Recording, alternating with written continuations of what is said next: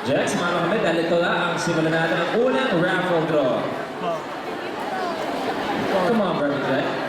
Yun pala uso ngayon sa sayawan, no? Yung kahataw na hindi gumagalaw yung mukha.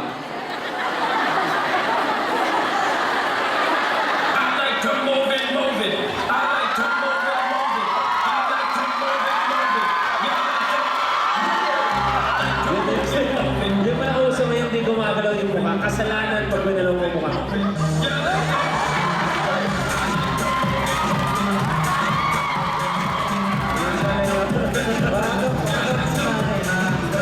Iyak ang mga minsan. Oh, 3 days na nilagay yun. Yes. Huwag pa natin bibiyakin. Saka dito lang talaga sila nagkakilala eh. Oo, hindi sila nag-usap-usap.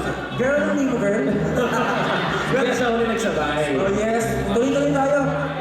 Raffle? Yes? Good. Ito, raffle draw tayo. At syempre, meron tayong isang balikbayan box. Ayan. Ang mangyayari, titignan muna natin kung ano naman ito, hindi ba? Kung ano pwedeng pamigay. Alright guys, ang unang mananalo ay magkakamit ng ulam na naman. Ito, isang hair dryer. Ito po ay pwede nyo ipadala sa Pilipinas. Yun. Kaya once again, pag tinawag po namin kung sino magiging winner, please samahan nyo kami sa station. Kayo mismo ang gusto namin magsulat kung kanino mapupunta ang balikbayan box na ito. Basta Luis, marami naman yan. Meron tayong biscuits, meron comforter sa loob. We have lotion, we have everything.